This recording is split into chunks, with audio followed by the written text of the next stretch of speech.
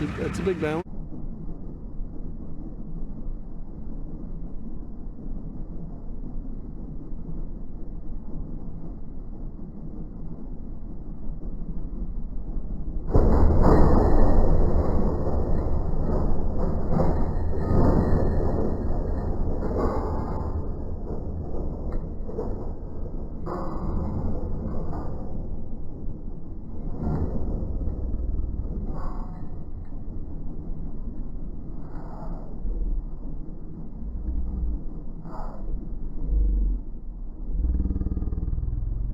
So if you watched the last video, we dropped a fairly large stick on the trailer from a few feet up.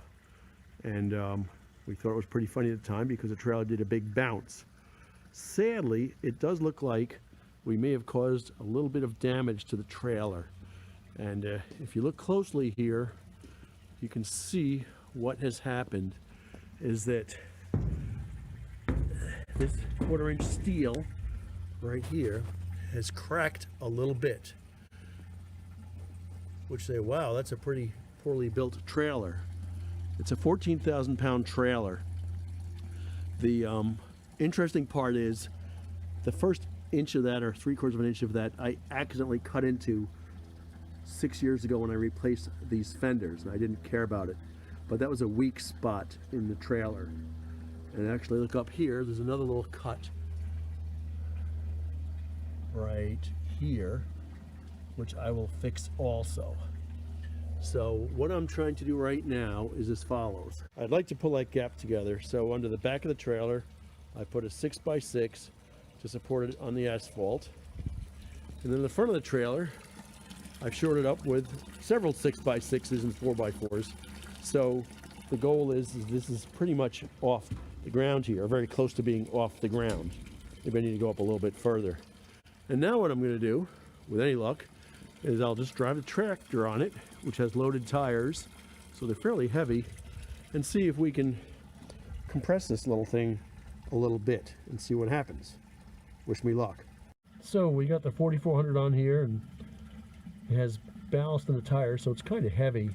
They're 800 pounds each for the tires. The tractor's another 3,000 pounds, but it's not in quite as far as I would like.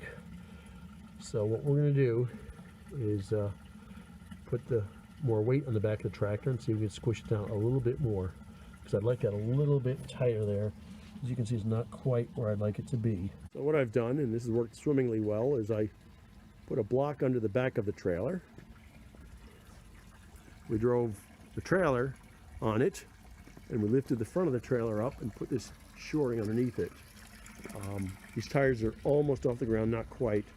I can pinch it a little bit tighter, but when I look at this really carefully, it's really good right now. So I don't believe, let's see if I get a picture here with this high-tech GoPro phone. I could get a little bit closer, but I think I'm going to be best just to weld it the way it is right now and be on with the program, and then I'll put another piece of steel in front of it, and then we'll be done. Okay, so here we are. I managed to pull this together very nicely, actually. Sadly, this is a cut I put in it 5.5, 6 years ago, and I thought it would be okay. I created a weak spot. Now I'll make it a little bit stronger. So before we weld this, we're going to take the little grinder here and just clean off some of the paint off of it, so we get a nice clean surface. And then I'm going to grind a V-groove in it. Go. Okay, so here we are. I'll take the little right angle grinder and grind a little bit in here and see how it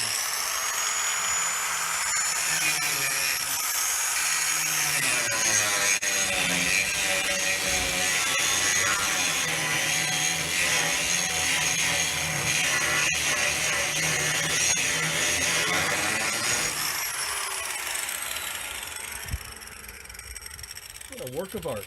That's perfect. Now we're ready for welding. At least tack it up, and I'll put a plate on top of it. Here we go. Let me try and get a couple tacks on here and see what she looks like here.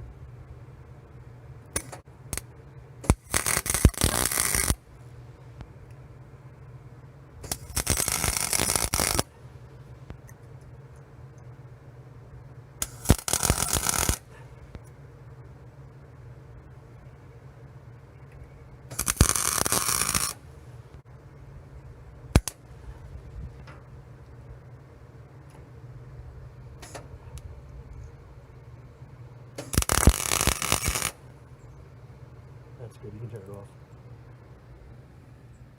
Well, there we go. There's a couple of passes on there, and actually quite good welds considering I don't know how to weld, but it looks like it's okay.